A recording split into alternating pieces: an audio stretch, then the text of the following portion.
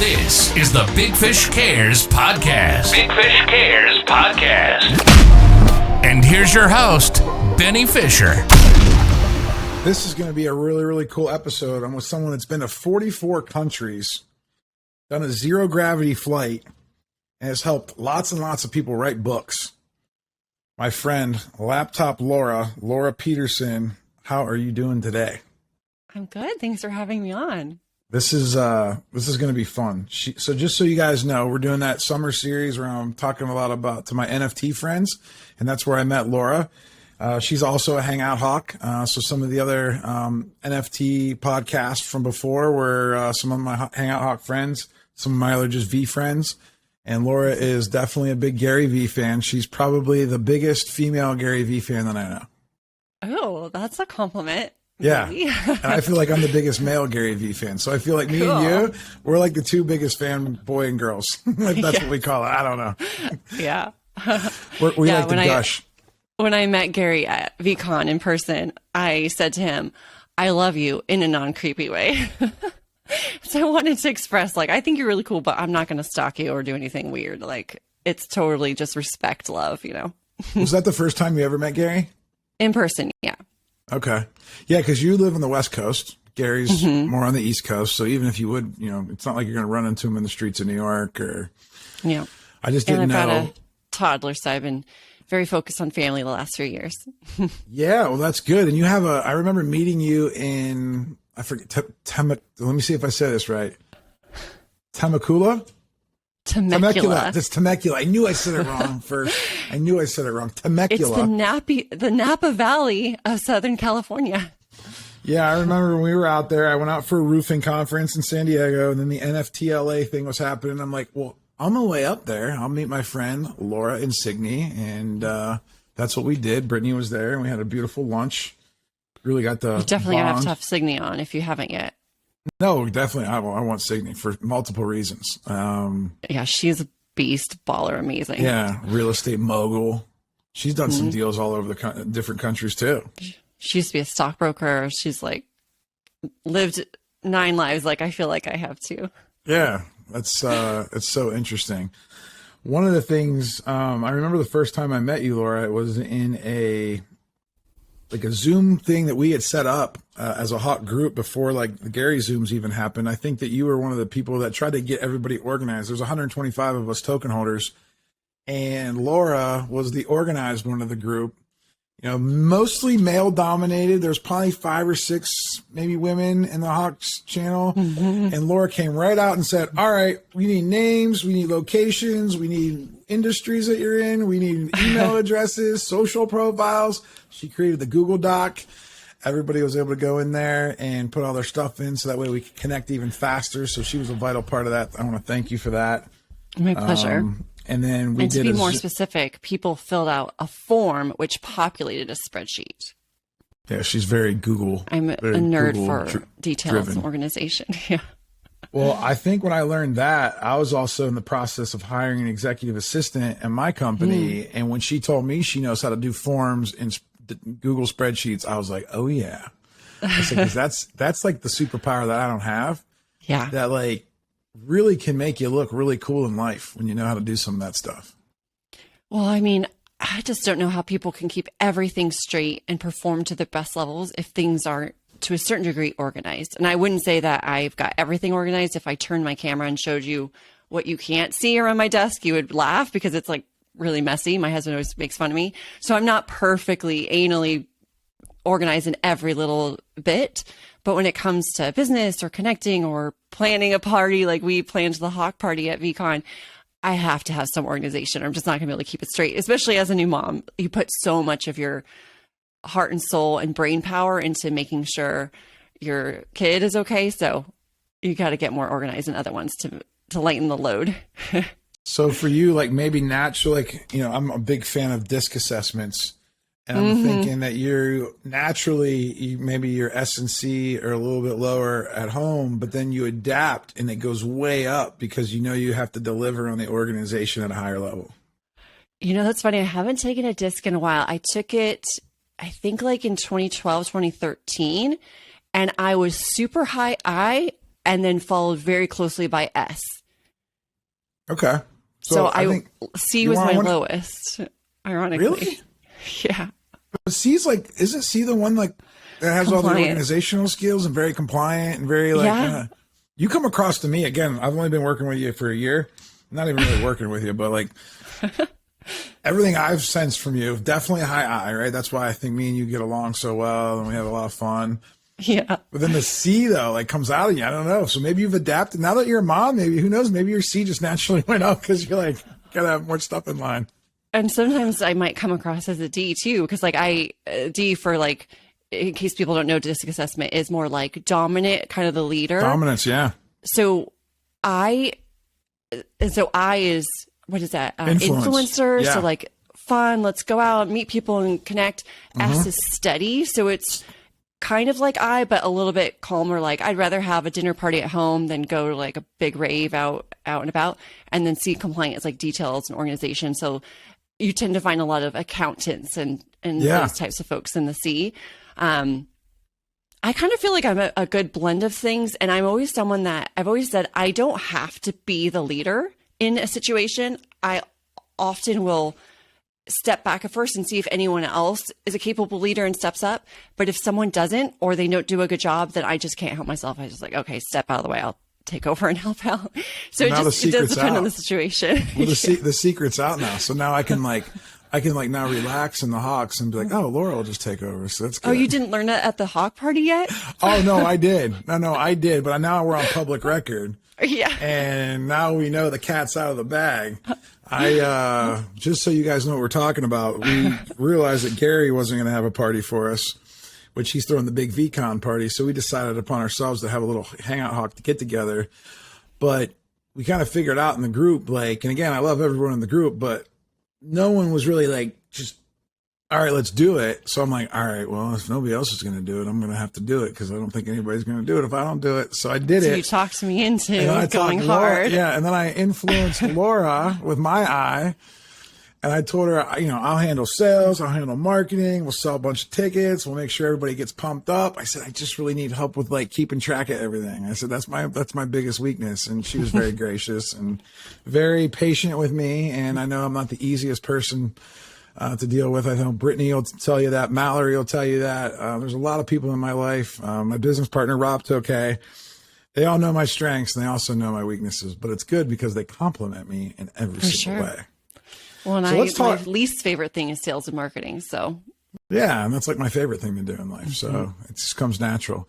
You have an interesting life. I remember talking to you over that lunch in Temecula, and I learned a lot about you that was very interesting to me. And I think our audience would find it very interesting. So first off, the first thing when I met Laura, she has the email, Laura, at Copy That Pops. And I was like, all right, well, I know what copy is because like I'm a marketing guy and we always need good writers and, us sales guys, we can speak and we have charisma, but like when it comes to writing, we don't know how to necessarily write our thoughts out. So we always need what they call copywriters. So when I saw that and then I started doing some research on you, I was like, ooh, this is cool. She's like an author. She helps people write books. She's a podcaster. She's a speaker. I'm like, man, like, I want to do all that stuff. Like, I want to be like Laura. And so, how'd you get into all that stuff? Let's go back to the beginning. Like, where were you born? How were you raised? What did your parents do? Oh, okay. So I grew up in Orange County, California. Like, totally, you guys. And surfer girl. Yeah. I forget what my mom did. I haven't spoken to my mom since I was 15, so that's a fun fact. Oh. I'm just turned 41, so it's been a long time. My dad was in sales, so I think, or I get a lot of maybe my extroversion / I can talk to anyone about anything, and I'm genuinely interested in talking to anyone about anything, even things I find really obscure or haven't heard about. I'm interested to talk to people who are passionate about what they're passionate about. So I think maybe I get a bit of that from my dad. I grew up in the 80s and 90s thinking, like we all did back then, that the path to success was to do really well in school, and go as high up as you could in academia or climb the corporate ladder, that kind of a thing. And so that was a path that I followed. And neither of my birth parents graduated from college. High school, yes, not college. And I say birth parents because I had an amazing stepmom who did graduate from college. She was also a great inspiration to me. But that's awesome. Yeah.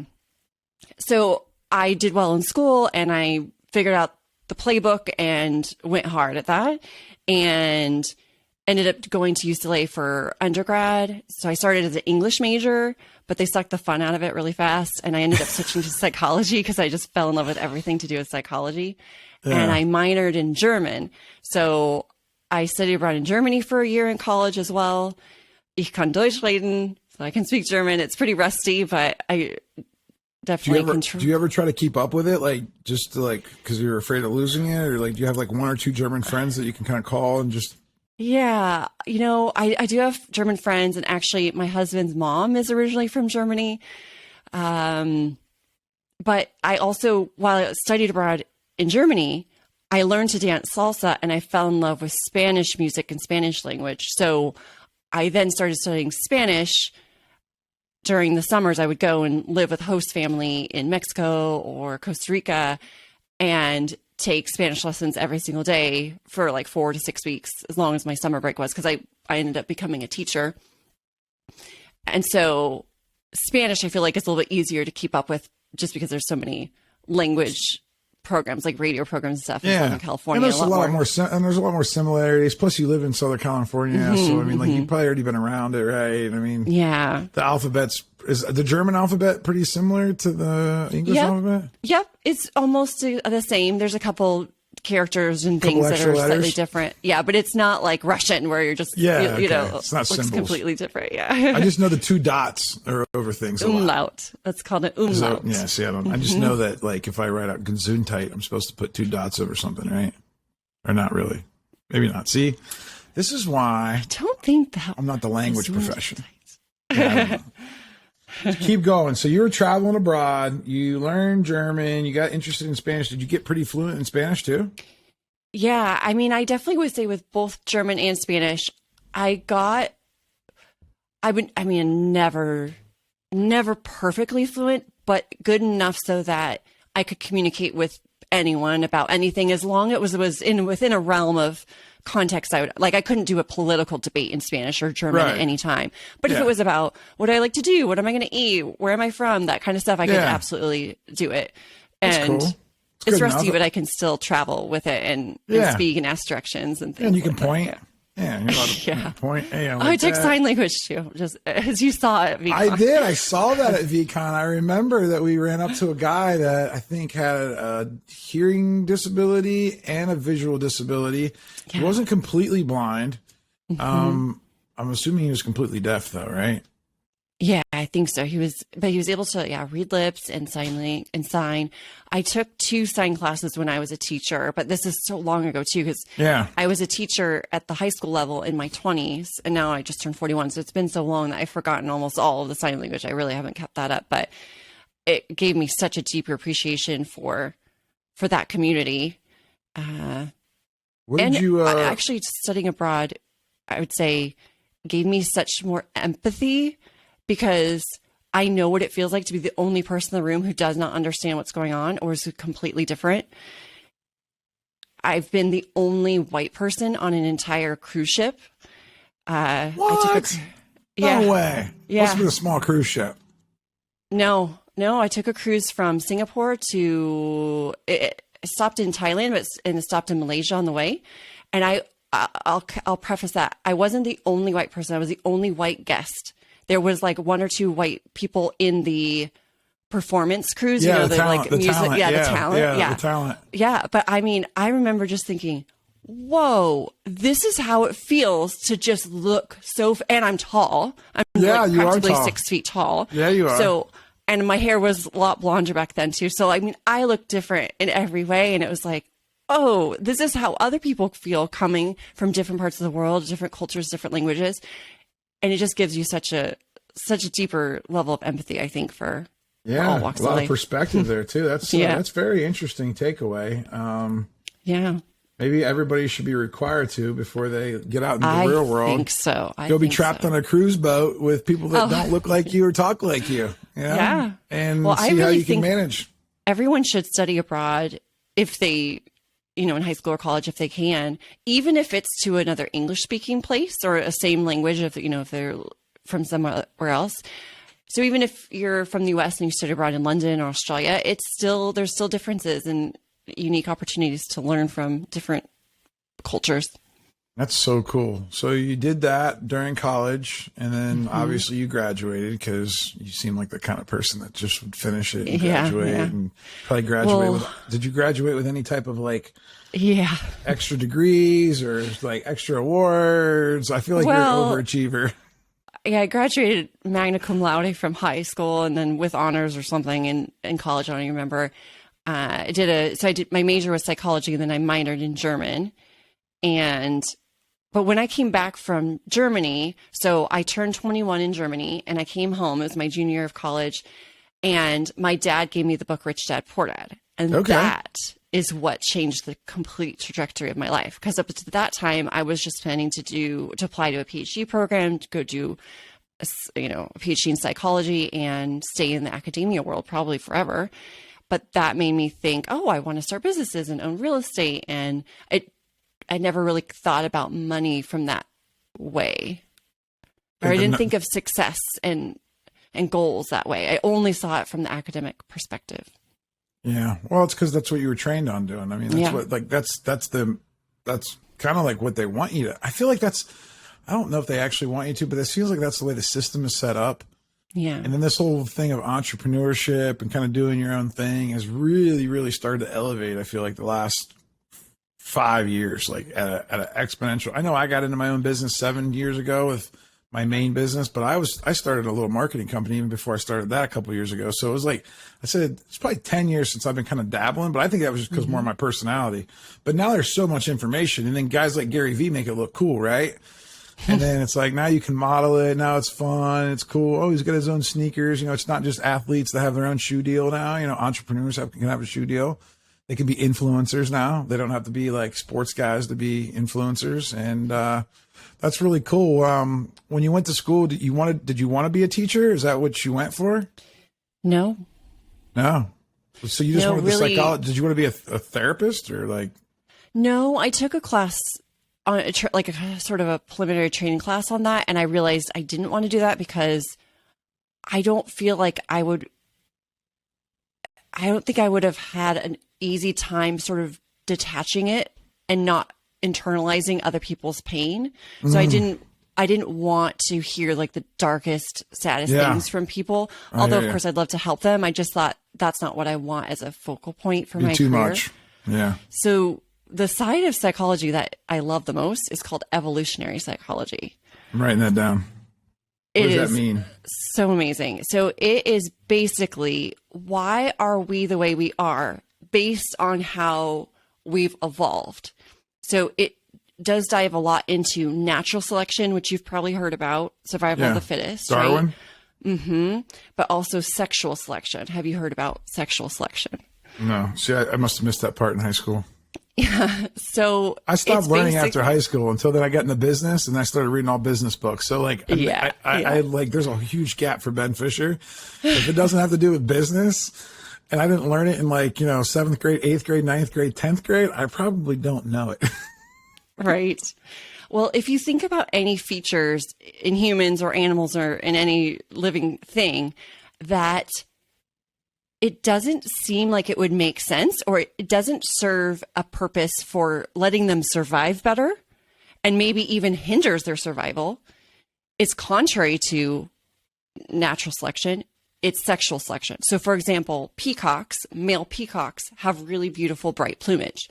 Having beautiful bright plumage actually makes them more of a target to be eaten by the foxes or wolves or whatever eat peacocks, because it's easier to find them than if they're gray and dull and they can blend in with the shrubs and everything. But the reason that male peacocks have those beautiful plumage feathers is because the female peacocks prefer those males. So the ones with beautiful plumage might not live as long, but they're giving the genetic material to pass on to the next generation because the females are selecting them more. So interesting. I'll have to think about that for a while. Now, you think that happens in every type of, like, does it happen in like plant life, like animals, like every animal? I mean, like, I don't know. So can we draw conclusions across the board with that, or is that just kind of like animals? Yes. And so let me see an example for humans, because it's been so long since I studied this, but I just love it. Well, I mean, I heard a podcast recently where someone was a real professional was talking about in humans, humor is an example of something that being funny isn't going to help you survive per se. It's not going to help you run away from a lion or do better in foraging for food. But if you're funny, you may be more likely to get the mate. Well, and if you're funny, you could get yourself out of a tough situation to where like another human wanted to hurt you. You could make them laugh and hopefully avoid a situation. Yeah, diffuse it. So maybe it's both. Yeah. So maybe, I don't know. I think humor is a coping mechanism that we've learned how to use, just there's a lot of those, but that's so interesting. So that's like the psychology stuff that was really interesting to you. What then, when you left college, what you went to you got a job as a teacher? Well, did you just like settle? Is that what was happening? Like, how did you? Yeah, well, yes and no. Yes and no. Like legitimately, yes and no. So after college, I just started doing sort of odd jobs because I didn't know what I wanted to do, to be honest. I wanted to invest in real estate and wanted to start businesses, but this is also so I graduated in 2003. Yeah, you're my age. We're exactly the same age. I turned 41 in September, so like I graduated high school in 99. I'm 3 months older than you. What year did you graduate high school? Yeah, 99. I just turned 41 10 days ago. Mm-hmm. Yeah, I graduated in 99 too. So we're exactly from the same area, different places out west. You know what I mean? Yeah. Your dad was probably more. I would say, if was your dad always from California, or did he migrate to California? He was from California. Mm-hmm. So somebody in your life though got to California with forward thinking ways, right? Because that's what I find that most people. My dad's parents. Mm-hmm. Yeah, so he had to be a forward thinker because he had to come from. No, my dad's parents, my dad's grandparents. So my great grandmother was from Italy, and they came over when she was like 8 years old through Ellis Island, lived in Ohio for a while, and then her family, so because my great grandparents migrated out to California. Yeah, right. That's Italy, adventurous. Yeah. That's like, and then this passes down, right? So we could talk about that evolution, because I think that's a real thing. Mm-hmm. I think where like people have that in their family, and then you kind of you're taught that to like take chances. I mean, look at you. You were traveling around the world when you're 18 years old. You're obviously, your dad supported it. So he was like, because like his parents probably supported it. Like, it's just like, my mom would have been scared to death. She would have been like, "Yo, you're can't go my anywhere." Dad was scared. I came home and I said, "Dad, I'm going to study abroad in Germany." And he's like, "No, you're not." Like, because I'm very lucky. He paid for college. He was like, "I'm paying for college, and I'm saying you're not going." I'm like, "Well, I am. So let me show you all the information, brochures and all that stuff." Because I had already researched it and learned all about it. And so after he saw it, he's like, okay, yeah, I see how this is great. And he's like, "Well, how about just 6 months, not a year? A year is way too long. Just do 6 months." And I'm like, "Dad, I'm going for a year." So I went for a year.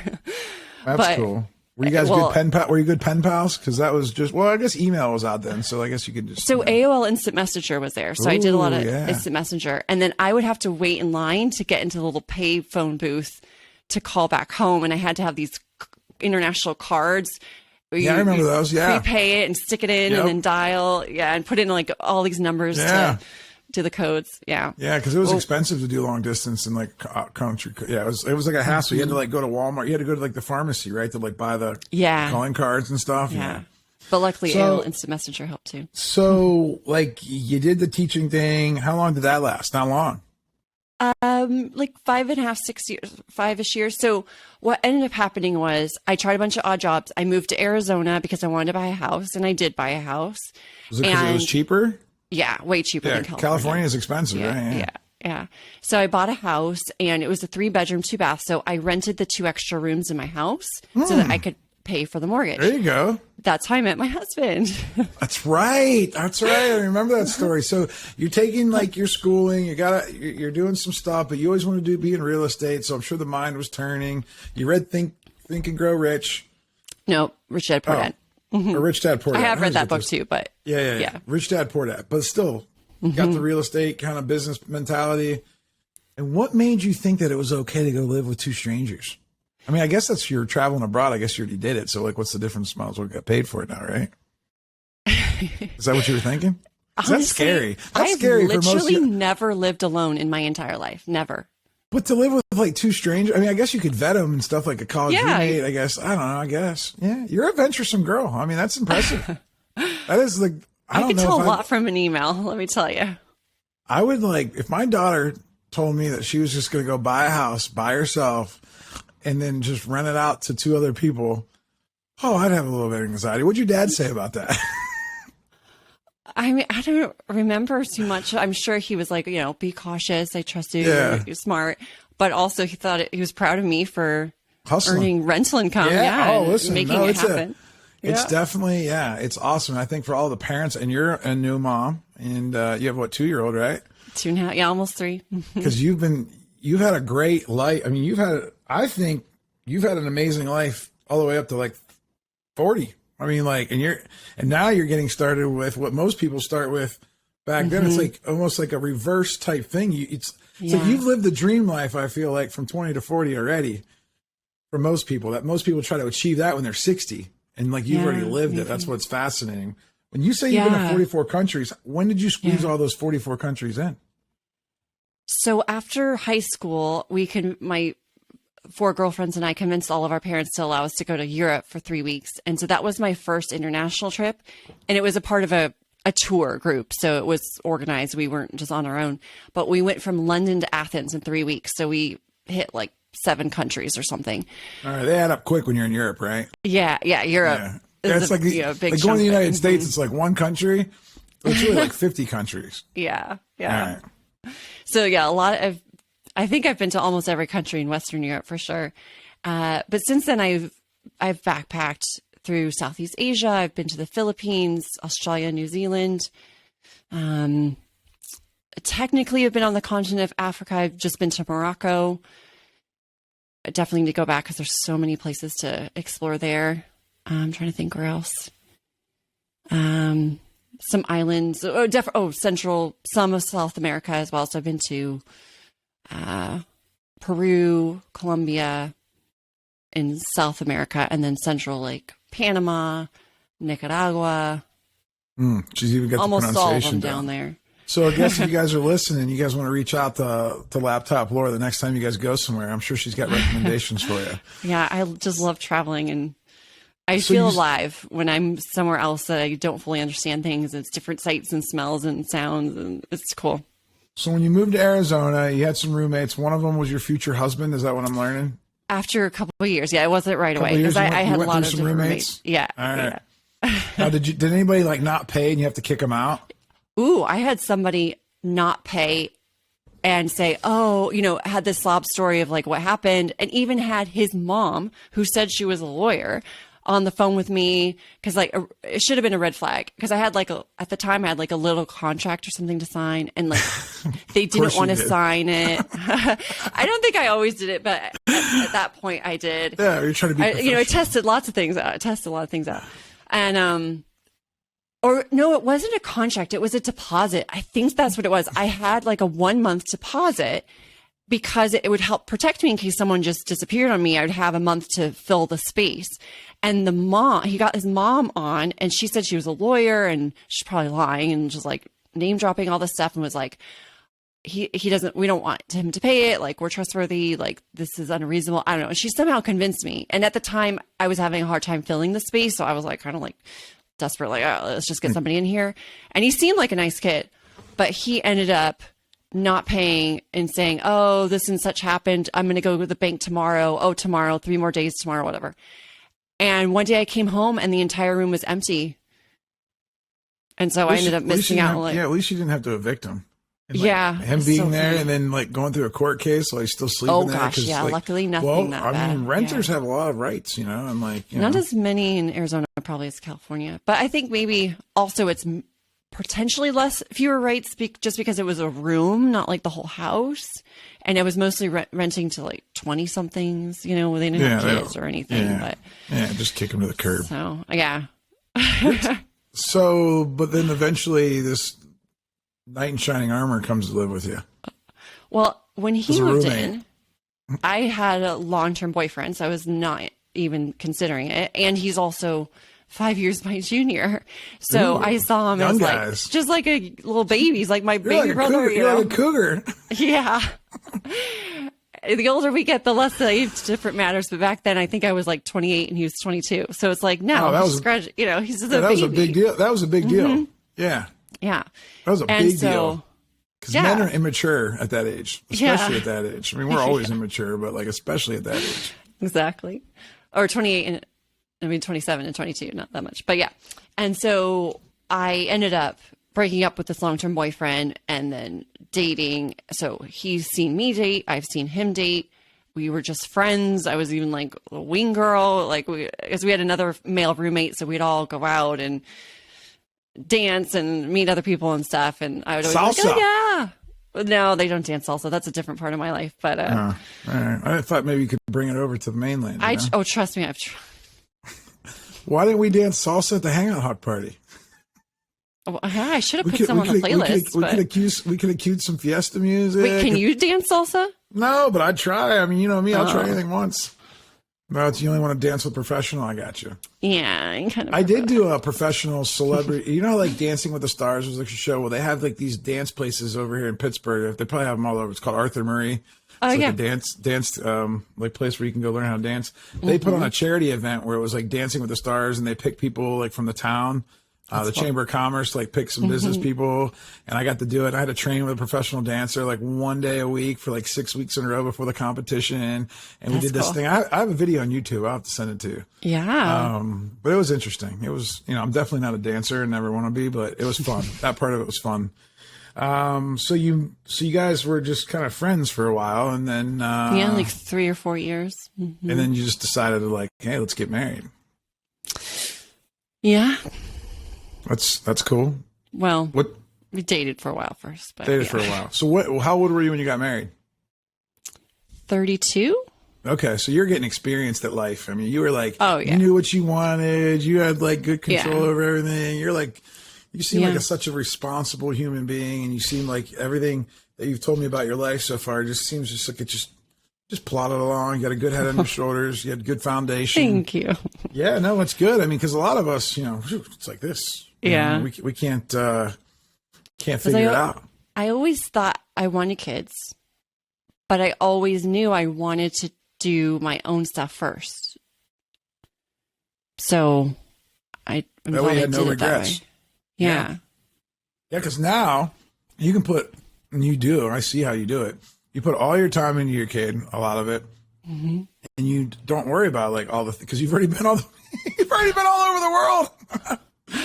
It definitely helps with not having as much FOMO when you see your friends all over the place, because you're like, so it's a different stage of life right now. So let's get back to the career side, because I think you have some interesting things that you've done in your career. Yeah.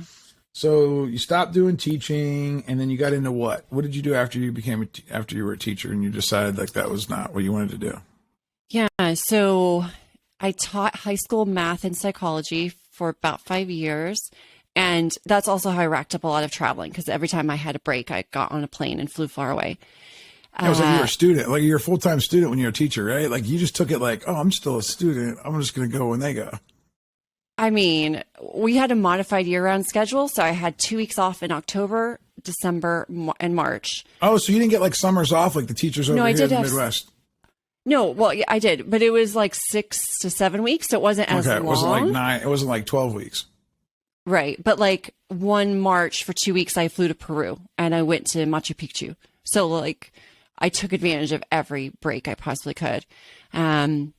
So my last year of teaching, I turned 30, and I just kind of felt like it was just a moment in my life where I felt like I mastered the teaching thing. Not like I was the best teacher on the planet. I loved it. And I did get an award, but I kind of felt like I've accomplished what I set out to do in the teaching world, at least at this school. And it was still too much in the box for me. I still wanted to be able to work anywhere on the planet and just have a really flexible digital nomad life.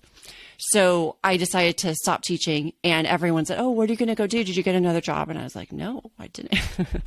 So anyway, I ended up meeting someone, a friend, and we started a tutoring and test prep company together in Arizona. So that's the first business that, in air quotes, worked, because I tried a bunch of stuff in my 20s that did not go anywhere. And like part what? of it, Give me a couple of those. so my first ever thing is I went to a Rich Dad Poor Dad class at a local community college. Yeah. And I met two guys who were really sweet, and we started meeting like every week and brainstorm business ideas. And one of the guys was really good at making balloon animals. And so he would go to restaurants or fairs or wherever, and he would make balloon animals for free at the table and just work off of tips. But he would make like $150, like $200 for a couple hours, just, you know, from tips. And so he was like, this is a great potential business. So we thought, okay, why don't we be sort of the middle person? So we'll find the gigs and also find the talent, and then we'll make the connections and the, you know, assign them out, and then we'll take a cut of it. Yeah, you're gonna be his agent, his manager. Kind of, yeah. So we were gonna be like a balloon animal making service or something, like a party service. Yeah. And like a lot of the business things I tried with different people, it ended up being I was the only one that did what I said I was going to do from one week to the next. And, you know, after a couple months, I'm like, I'm the only one putting my all in this. And my core strength is not sales and marketing. It's more of operations. And because you're not the talent. Like, the balloon guy is the talent. Like, without the balloon guy, like, operations is useless, right? Like, at the end of the day. we were planning to be the, you know, find other balloon people. But although he did teach me some tricks and had me go, because I had to understand it. So I actually like went to a restaurant with him or someplace and did a couple to like understand how it felt. So I can still to this day make a monkey. I can't believe you didn't do that at the Hawk Party. I'm a little disappointed that we didn't have balloons at the Hawk Party. So well, give me a couple other, because this is actually more fun to talk about. This is actually what a good show is all about right here. Failed business attempts and like how we got sucked into them, the romance at first, right, and then the divorce. What else did you got? Did you get any network? Did you ever do any network marketing? Oh my God. That was a big thing. Listen, my generation, that was a big thing. Like, this all is these like so embarrassing and painful to think about. I know, hate it. Come on, give me some of the ones that you did. I only did one, and it was one where you basically like get your friends and family like change their phone plan. Yeah, the phone and internet. Yeah. ACN, I think it was. ACN. Yeah, Donald Trump ended up doing something with that one day. Are you remember? serious? Oh, no. Yeah. Oh, yeah, he promoted that for a little while back in when he was doing The Apprentice back in like really? 06, 05. Yeah, I remember somebody going to a friend's house. I went to a friend's house. He's like, "Hey, my dad's got to tell you something. I think it's a business idea you're going to like." And of course, I was working like a regular job. I'm like, "Yes, please, I want in. I want anything to do to get out of my job. Like, I'm a business guy. I just don't know how to do it." I did all kinds of network marketing. I remember getting the first ones I did when I was 18 or 19, I had to get all my family to switch their long distance carrier. Mm-hmm. Like, this was like, I think it was called Excel or something like that. Oh man. My parents never did business with me ever again. Like, after a couple of those, like, and then I even went to the car dealership and sold cars. They would never buy a car from me. Like, they just, it was bad. Yeah, they're like, you and keep it away. Yeah, and listen, there was always like this sentiment of like people kind of looked at me and kind of made fun of me behind the scenes, and it felt awkward, but I didn't care. I kept going, and I kept going, and I kept going, and those are the experiences though that made us who we are today, Laura. Yeah, that's so true. That's so true. What other businesses after the balloon things? Just a couple. I know. I'm trying to think. I'm not sure if I can think of any like really funny ones. Because tutoring and test prep seems kind of like just too logical for you. It was, but that's probably why it finally worked, because it was so logical. Yeah. But I mean, I can say just I personally on the side have tried like little things online in everything you can think of. You know, like affiliate marketing, suck at that, or creating like little videos on YouTube to try to see if you can get residual income. You know, like literally name a business idea that's on the internet, and I'm like, I've at least tried it or researched it to see if I could go down it. And why do you think that you always wanted to do something like that? Is it just because of that thrill of trying to like create something, build something, and like have it call it your own? I think it was more about creating a life on my own terms. So another huge book that influenced me was The 4-Hour Workweek. I call that my Bible. Oh yeah. And when I read that book, I could not believe that someone else put into words. Yeah, is it over there on your desk? It's over there on the right side. Yeah. I couldn't believe someone had put into words everything that I was thinking, and I was maybe even a few steps away from thinking and understanding, like, because he was definitely way ahead of me. But he was all about travel and experiences. He opens it up with a story about Argentine tango, and I'm a salsa dancer. Like it spoke to you. Oh, for sure. And it was all about why wait to have a great retirement vacation when you're 60? Why don't you spread that out over life? Like, life is more about having enjoyment throughout life. Why don't you take mini retirements is one of the things he talks about. So I'm with you. Yeah. I wanted to have a life designed on my own terms. I wanted to be laptop Laura with my laptop anywhere in the world, and I could still work and earn income. I never had to be millions and millions of dollars.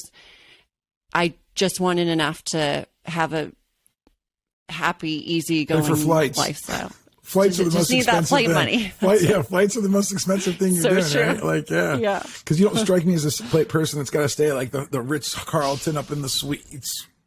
I stayed in $5 backpacker hotels in Thailand. Like, I mean, I wouldn't do that now with a kid, but that's good. I love hostels. For anyone thinking about it, especially like when you're in your 20s, I can't do early it. 30s. I watched the movie Hostel. I can't do it. Have you ever seen the movie Hostel? I won't watch that movie. I don't want to. No, I don't want to. I don't like scary movies, and I don't want to mess with them. It's scary. Oh yeah, So if Brittany says I want to go backpacking in Europe, I'm out. Well, I met so many friends. I have friends around the world that I met through that. I've done couch surfing. You stay up with them on social media or what? Yeah. And it's like if I'm ever in Stockholm, I have people to meet up with. Germany, I'm in literally everywhere. How long did the tutoring and test prep company last, or what happened with that? Because I want to get to like what I know you for is that copy person, right? I know we don't go that far yet. Gosh, yeah, I know. But this is so interesting. I feel like we could do like 3 podcasts with Laptop Laura because she's got such an amazing life. Thank you. That's so sweet of you. So my business partner is a high DI. Woo. Uh-huh. Yep. Yeah, like you. I'm a 90D and 100I. Yeah. He's like that too. Way up there, like super high on both of those. And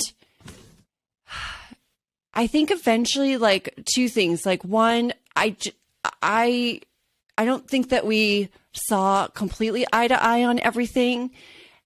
Nothing the vision bad. Wasn't the same. Yeah, the vision wasn't clear. The vision wasn't clear, and it wasn't. You guys weren't on the same page. Yeah, and so I think like I just started thinking, you know what? I think I want to do something on my own. But then also the bigger thing too was my heart really was falling out of tutoring and test prep because I did actually do some of the sales just to get better at it, and because I needed to cover things when you're a small business, you do everything you can, but I didn't love hearing the salespeople push so hard, the parents, about like, your kid has to get as high as they can on the SAT and go to the best college ever because that's the path. Because I don't think that is the path for everyone. So it's not that it was a lie, but it was a hard push because that's what we knew would convert them. Well, and I understand that, and I'm the same way. Like, I teach my people not to sell a roof to every single customer because it's not we're not always the best fit. Right. And that's why you have to like figure out who your ideal client is and figure out your core focus and really just stay true to that and know that it's people before profits. Mm-hmm. But that's hard when you're young and starting out a business because you're like taught like, I gotta survive. We gotta sell something, like, pay all the bills around here. Yeah, and I don't think there's a balance. I don't think anyone ever did anything unethical or anything because like they were calling us, they were calling us. Yeah, of course. But we're playing into it. We know what. And you guys didn't have like tens of years of experience to be able to coach and consult them anyway. You're just like, hey, they need better test scores. Come to see us. We're going to give them better test scores. Right. Yeah, it's not your job to necessarily analyze their whole life. They needed their own coach, but back then they didn't have any coaches or consultants for that type of stuff. So Yeah. What'd you do after that? Or how'd you break up? Let's talk about the breakup. Was there a breakup? No, I mean, it was just a gradual over time where it's kind of like I was less and less wanting to do stuff, and we just more and more had different visions, and it was kind of like. So did you leave? Or Yeah. did he sell to you? Did you sell to him? Like, how does that work? Like when you are joint owners? I mean, I don't want to give too many details. Oh, no, but, no. Like, is the company still around?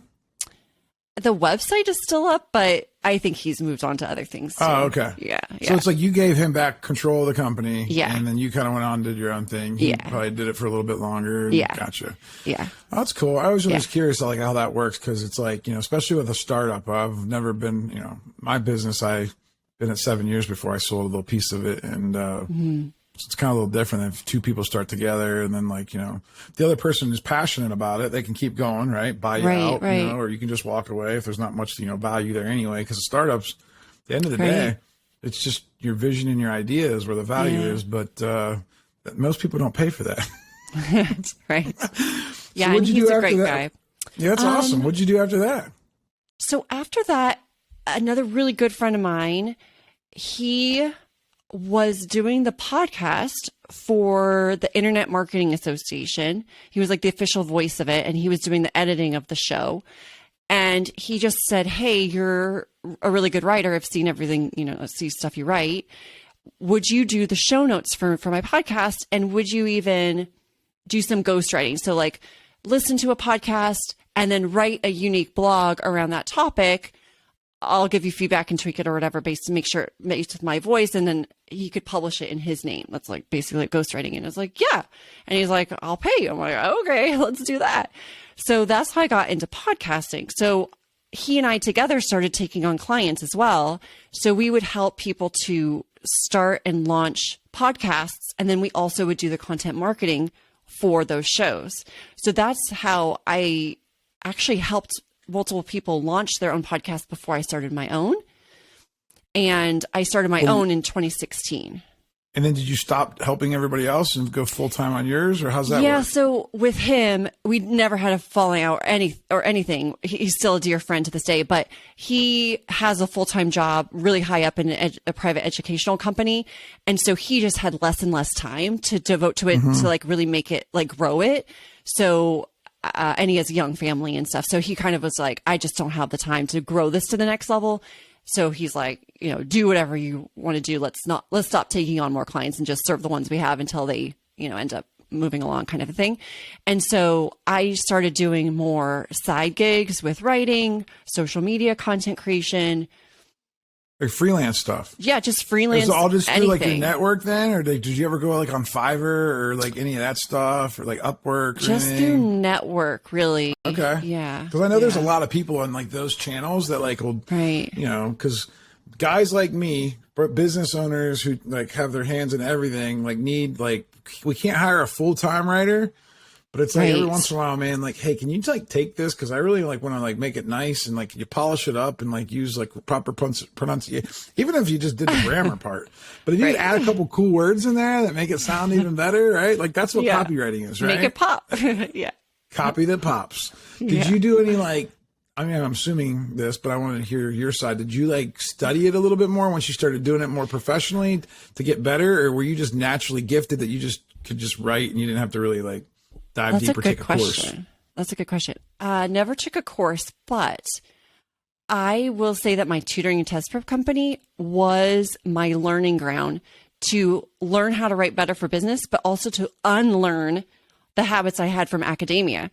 So the first few blogs and emails, I used to edit out the contractions from my business partner. He would write "don't," and I would say, "Nope, we need to change it to do not because that's more professional."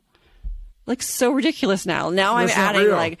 and who cares about paragraphs? You don't need to have 3 to 4 or more sentences. about, like break it up.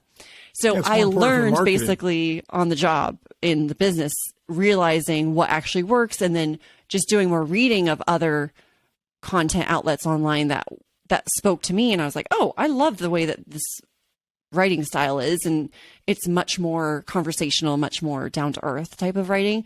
So I just learned by doing it, I guess. Have you ever wrote for anybody like that's trying to improve their SEO and like write like SEO, heavy keyword, blog type stuff? Yes, definitely. Do you like it? Do you enjoy that? Or is it like boring when it's about somebody else's stuff? It's so funny. It's like, if people ask me, oh, what do you do? Like, I don't necessarily first think like, I'm a writer, I'm an author.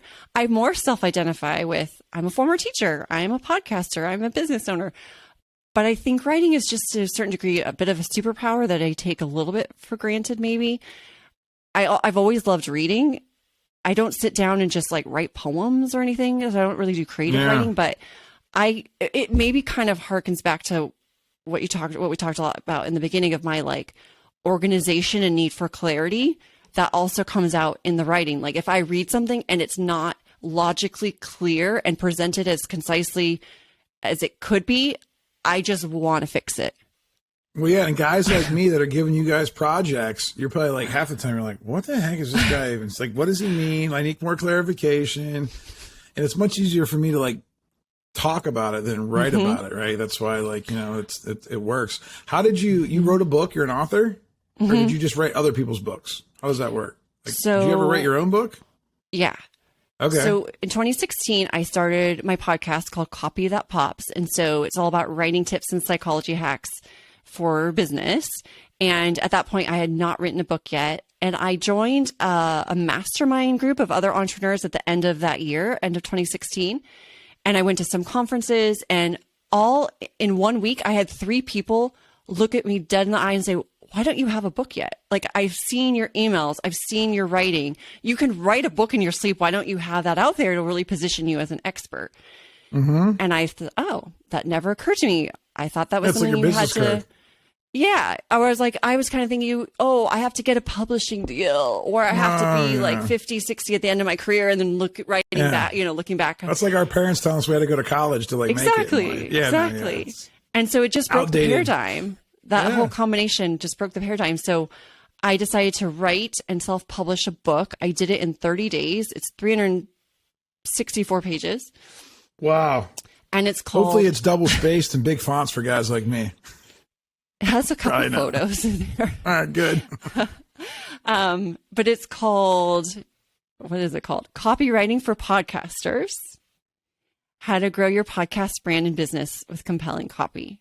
So it was basically the perfect combination of the two things I knew the most, which was podcasting and writing. And there was no book out there for podcasters on how to improve their writing around their show, like naming your show, the title and the subtitle and the description and your show notes and the bio and all the different things that actually goes into a podcast and improving it. So I don't know about any of this stuff, so I'm really glad we're talking today, because I'm just kind of winging it right now. So I'm not a professional podcaster. You just got to get going. That's it. Well, I'm 20. So I'm like I 20. did that, and I figured out how to hit #1 bestseller in a category, podcasts and webcasts. It's actually far easier than you would think, because there's like thousands of categories on Amazon. But it just ended up being like a really fun project and splash. So I wrote, self-published, and hit #1 bestseller in a relevant category in 30 days. How many books did you sell to get bestseller? How does that work? It depends on the category. So there are some categories out there where literally if you sell 3 copies, you're going to hit #1, because it's so not competitive. So it's kind of like a marketing ploy, kind of like, I'm bestseller. Like most of the times it's not as big as you think it is. Is that like... And guess what? New York Times bestseller, similar, but just harder. It takes a lot more money and connections and the right things, but it can. And then you can get the stamp. It can be gamed and bought. It's kind of like the Better Business Bureau. You can get the BBB certification if you pay $600 a year.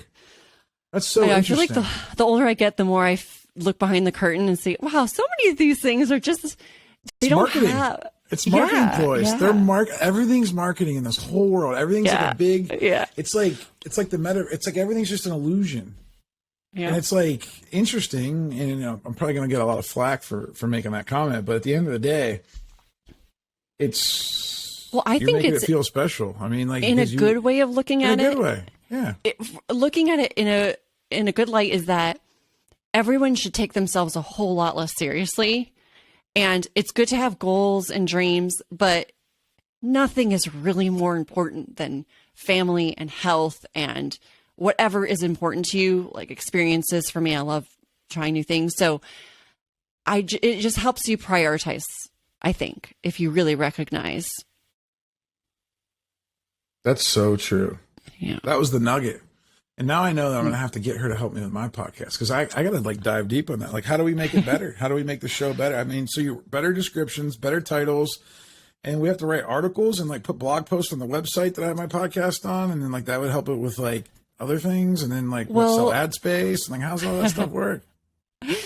Well, get my book. No, I'm just kidding. And actually, I haven't updated it since 2016. Do you have Cliff Notes? Well, you know, it's just like Gary Vee talks about too. More is better. Quality is subjective. I think that everything should be a certain level of quality so that you can feel proud of it and you're not holding back from sharing. Because I know there are some, like, for example, my first book, I hold back from sharing that. I never bring it up on podcasts because I know in the back of my head. Well, you asked me about it, so I answered. But I mean, I wouldn't have just brought it up and been like, guys, go get my book, because I published it in 2016 and it's outdated. There's information there that I truly would want to update fully before I promote it to people. Revised edition. But I don't have time, or I choose not to make time because I have other priorities. That. Yeah. There's nothing wrong with that. And there's probably other people that you would refer the book to, like, that maybe did it better 5 years later. For sure. Yeah. So you do that. You wrote that book. So that's what makes you an author. You've also helped a lot of other people write books. Yeah. So I did Talk about that experience, because I think I'm going to do another podcast with you just on writing and the whole process of, I think that'll be fun. And we can pull, honestly, if you want, as an idea, we can pull up copy that you want fixed and we can just live do it together. I've done that on past shows on my show and I think it's fun. All right. Just like live fix writing. If Are you still podcasting? Every once in a while I don't want it to totally die, but it has also fallen down on my priority list. I don't have a ton of new shows. But the last episode I published, I think it was in February or March of this year, 2022. And it is a live copy edit. So it's with this great gal named Lauren Fritz. She's amazing. She just started a podcast herself, but she's really successful in lots of other realms. But specifically around her podcast and her brand that she's building, she was saying, I just don't feel like I'm communicating things clearly. Like, what's an elevator pitch? How can I have a really short description about what I do? And so we sat down and we just talked it out, but we also put on the screen a Google Doc and I typed out the words and we talked it back and forth until we had exactly the copy that she was just in love with. So, Laura, I need you in my life. And you are in my life, and I just don't utilize you for all the things that I need. That's so crazy that there's so many things that you do that I need in my life that I don't really make it a priority, because it's like, it seems painful to go out and try to find somebody. Like, we could talk. We're gonna do a whole episode on how a guy like me finds a girl like you to do copywriting, and then like, how do you find somebody? Because I don't even know where to start.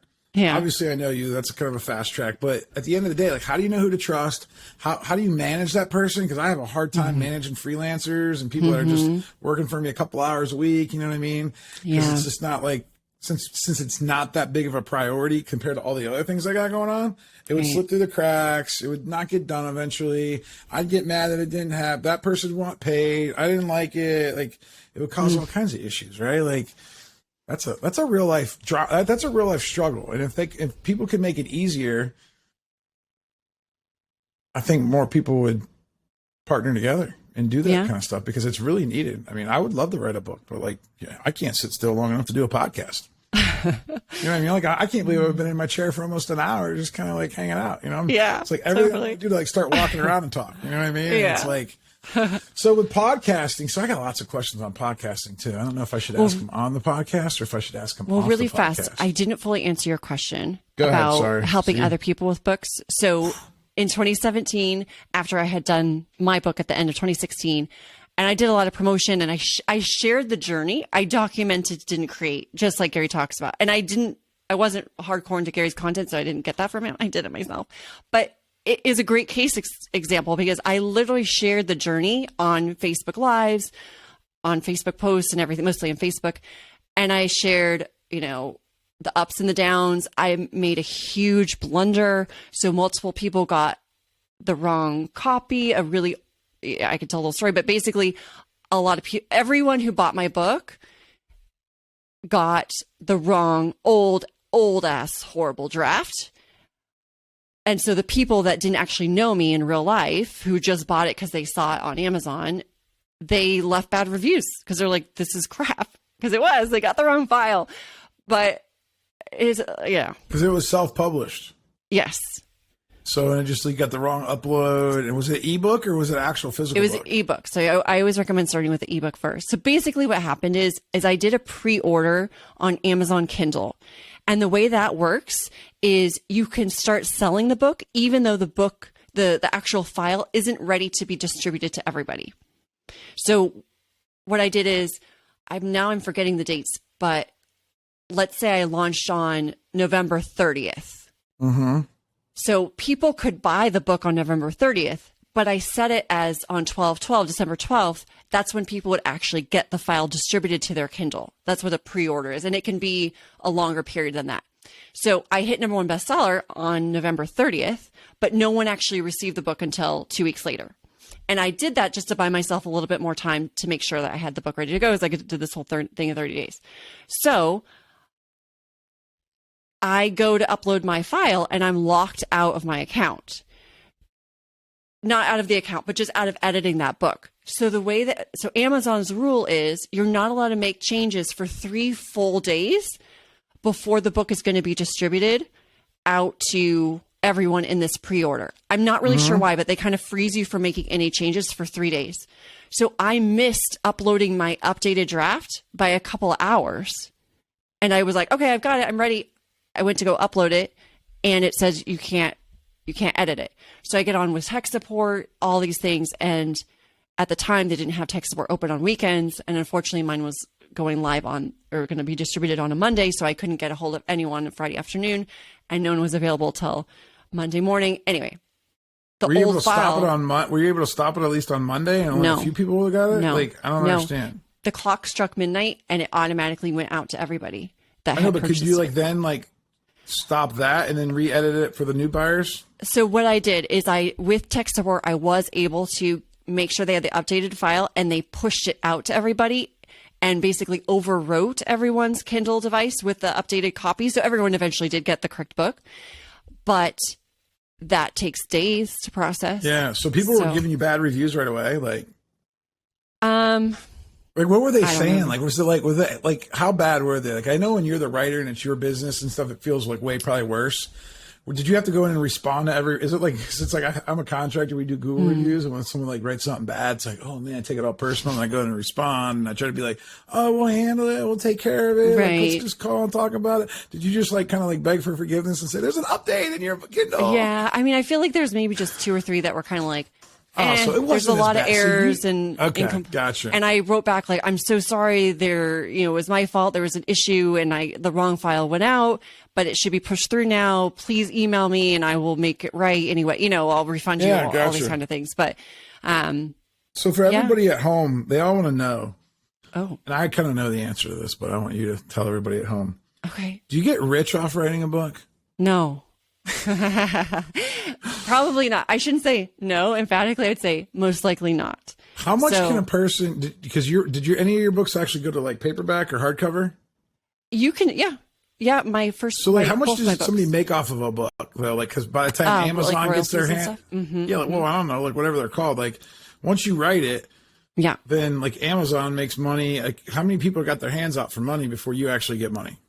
So the way that I do it when I self-publish and when I help clients, because when I help clients, I don't take any royalties. It's all their account, their stuff. They just pay for the fee of you doing your work. Yeah, whatever way that we engage, they just pay that, and then it's all theirs. Yeah, because you're not betting on them. You're betting on yourself. No, it's not just that. I mean, I guess I would if it was compelling enough. If you thought it was compelling enough to write a story. If someone has a big audience that's already hungry for the material and we know it's going to sell, I would definitely open for that. But if it's someone who doesn't have a big audience and they just want to use it as a positioning tool to get speaking gigs, to get more clients, that's still totally a valuable endeavor, but they're not necessarily going to make enough sales to make it, valuable in that way. No, you're smart. Yeah. Plus also a lot of people balk at the idea. They don't want people to have royalties from their work. So I don't even, I don't want to make that clear. Listen, you're going to help me write a book and we're going to go, you can have 95% of the royalties,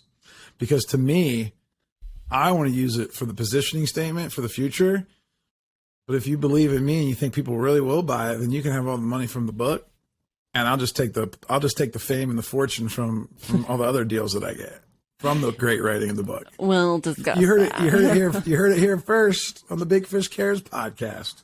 Big Fish is trying to negotiate a book deal live on the air. Well, so like, let's what do say you make? that Like $2 a book, like $1 a book? I mean, I feel like that's what people tell me, but like, I don't so know if we're I talking about, it. let's talk about paperback. Let's say that you make the book $10. Let's say you sell it for $10 retail. Assuming that the book is around 170 pages, black and white interior, because that's cheaper. If you do color, it like triples the price. So, or double, triple. So let's say it's black and white interior, about 170 pages, 6 inches by 9 inches, which is the most standard dimensions. If you're selling the book for $10, it costs Amazon about $3 to do the printing of the actual book. So now we're down to $7. After they subtract the $3 for the costs, then you get 60% and they keep 40% for the royalties. So whatever 60% of $7 is, $4.20. $4.20. So yeah, you were a math teacher. That's good. And I'm a business guy. So like we're good at math. I try keeping the numbers easy. So you make about $4 per book, assuming those conditions. And what do they do? Pay every 30 days after you're like, you have like an account set up on Amazon. Yep. They just direct deposit money in there. And like, do you ever still like, is there ever like a, one book that gets bought like just on its own? Is it always for sale? Like, is your book always for sale? Yeah. And then like you could just like get a check for $4.20 one month and be like, whoa, yeah, somebody bought my book. For sure. And I don't even checks anymore. They just do direct deposit. So you go to kdp.amazon.com. So KDP stands for Kindle Direct Publishing. It used to be only for Kindle, but now they do paperback and hardback as well. And it's the interface through which you log in and do all of your self-publishing. Once you create the account, it'll be the same login and password as your regular Amazon account. So once you set it up, it'll just be the same password as you. Do you have to pay up front for them to pre-print books, or they just print them as they order them? It's print on demand. So they only print it if someone buys it. They handle all the returns, all the shipping issues, all that stuff. So like when Gary sold all those books, it's not like he said, "Hey, dude, you guys got to make 2 million books. I'm going to sell a bunch of books." It was more like, we'll print them as people order them. So like there's no risk. Gary on that did a side. Traditional publishing deal, so that is likely very different, or slightly, or maybe elements are different. I'm sure they do some bulk buying and printing because they know. Probably cheaper, like if you know, right? Like if you know you're going to sell 100,000 books, it's got to be cheaper to do them all at once, right? Got to be. I'm sure they do a certain. But then amount the author's got to put up, or the publishing. The publishing company's probably putting, because they're like the agent, right? They hire the talent. They do a contract with Gary. I think I remember him talking about like, I had a contract for 6 books or 5 books or whatever. Yeah, and 6. Yeah, I needed to do one more, and 12 and a half was it, right? Like, and that's it, right? Like he's off the hook now with his publisher. So if he wants to do self-publishing, reach out, Gary. I'll help you. That's so awesome. Well, listen, I really feel like that was a great show. That was an awesome show. And I want to have you back on because I want to deep dive on the writing part, because I think it'll help a lot of people, from the copywriting just for blog posts and SEO and for podcasts, all the way to the art of writing a book and even ghostwriting and what goes into that, the process. I feel like people would be genuinely interested in the process. So I think we'll leave them with that hook, and be like, all right, you got to keep listening. You got to keep listening to all the guests, because Laura will probably be back on in 6 months. And we'll do something maybe in the wintertime. But there's 5 questions that I give to every single guest. Cool. Especially the first time guests. Rapid fire. And this is going to be an interesting one for you because you're a traveler. Okay. So imagine you're off on an island by yourself, okay? By yourself. You're on an island. What book are you going to take with you? This is so weird in so many different ways, because you're like an author and a traveler. So what one book are you taking with you that you would take? Sorry to ask more clarifying questions, but am I stuck on this island for the rest of my life, or is it like a vacation? Yes. Nope, it's not a vacation. Rest of life? Yep, you're there by yourself. Jeez. The world just ended and you are the only one left. What book do you take? It's a hypothetical, okay, Laura? Don't take it too serious. So hard. I know, especially for an author that's probably reads all the time. Well, so my mind immediately eliminates business books, because there's no way I'm going to be able to do a business ever again. So if I'm the only one there. It has to be something for entertainment. So then I'm thinking, okay, it needs to be something that's maybe on the longer side. So then I start thinking like Tale of Two Cities. Moby Dick. Yeah. Like Tale of Two Cities. I really enjoyed that. It was Charles Dickens. Back the best in high of times. school. That's the worst yeah, of times. Uh-huh. Yeah. I feel like that's I'm not complex. Yeah. Yeah. But then I also loved the book One Flew Over the Cuckoo's Nest and Lord of the Flies, Hey, which listen, is like Laura, on an island. Laura, I don't You know said if you're just showing one. off. I'm sorry. I don't know if you're showing off right now, but like, I just need one book that you're taking with you on that plane. They're dropping you off. What book? Okay. Lord of the Flies. Lord of the Flies. There we go. We have it on the record, folks. Lord of the Flies. All right. What movie are you taking with you? Die Hard 1. Ooh, a Christmas movie. That's my favorite Christmas Yes, movie. best. Did you know I started a Die Hard podcast? No, I don't. I have a Die Hard trivia podcast. There's like 40 episodes. They're like a minute long. They're just trivia questions, and you get the answer in the next episode. You got to check it out. And it's a great intro. I love the audio. So I can literally listen to it like in an hour, the whole podcast. Oh, Because yeah. every show's only a minute, yeah, right? It'll yeah. just go bang, bang, bang, bang, bang, bang. Yeah. And I plan to do more, but of course, prioritization. It's just a fun little outlet for me. I love Die Hard. Like, I've watched it a billion times. All right. What food establishment, what restaurant are we putting on that island that you want to eat at all the time?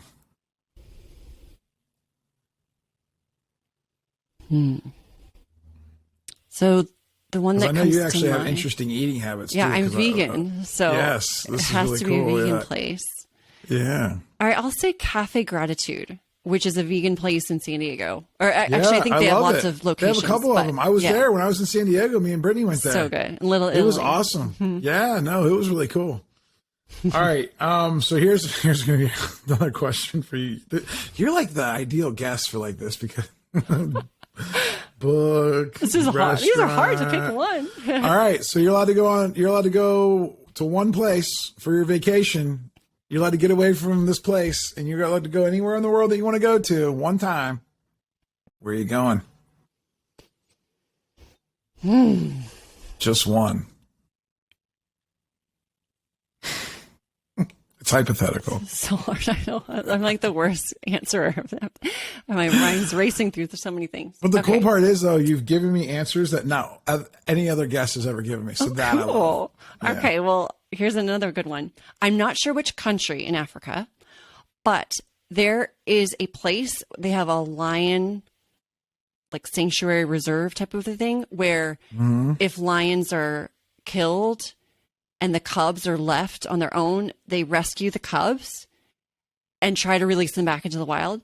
But you can go and you can volunteer and you can literally raise a baby cub. So you can like feed it milk out of a bottle and it sleeps with you at night and you just become its little surrogate parent for a couple of weeks. That would be so cool. You don't know what country that is now? No, I used Just to, look because I that used up to look after at it we're all the done. time and put it like on my bucket list. That's but cool. We'll I've just forgotten. pretend it's like Zimbabwe or something. Or, Yeah. I don't know. There probably have That's multiple really cool. locations. Yeah. All right. So you're on this island. You're all by yourself. Okay. And you have the opportunity to spend 24 hours with one person. Could be someone in the past, present, future. Could be someone famous. Could be not someone famous. 24 hours, one person. Who you picking to hang out with? Okay. I'm going to say Neil deGrasse Tyson. Neil deGrasse Tyson. Do you know who he is? I've heard of him. He's an remind me- astrophysicist. Okay. So he's the head of the Hayden Planetarium in New York. Did I say astrophysicist? That's what you said. Astrophysicist, I think. Yeah. Some He way over my knows pay grade. so much about space and stars. Yeah. Is he like a Stephen Hawking kind of guy? Yeah, Like but something he like that makes type it of brain? relatable.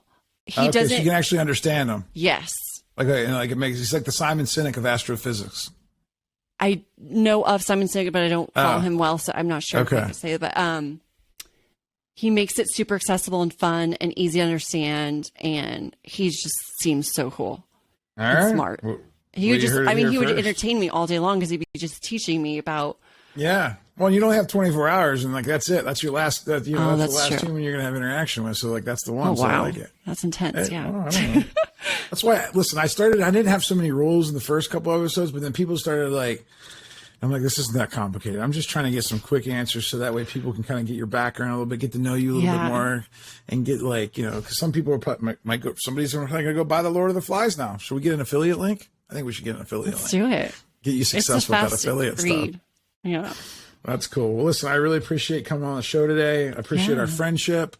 If somebody wants to get a hold of you or follow you on social, what's the best way to get in touch with you or follow you? So my website is copythatpops.com. And I'm at Laptop Laura on all the social media channels. Yeah, that's awesome. See, I'm like all over the place because some people are Fisher Benny, another platform. I've been Fisher Benny since the AOL days. On Twitter, I was able to secure it because I got on Twitter quick. Facebook, I'm Benny Fisher because they like first and last name. Instagram sucked because I got on so late, so I'm bigfish.benny. And then what else am I? It's just kind of confusing, right? Discord on Big Fish. It's like, I like the fact that you're Laptop Laura everywhere. That is very cool. All right, we're definitely going to have you come back. You're going to come back and we're going to talk about writing. Is that cool? Sounds good. All right. Thanks. This has been another episode of the Big Fish Cares podcast. Please like, subscribe, comment, whatever you got to do to help me like grow this thing so that way we can get more and more cool guests on the show. We really appreciate your help. Thank you for listening to the Big Fish Cares podcast.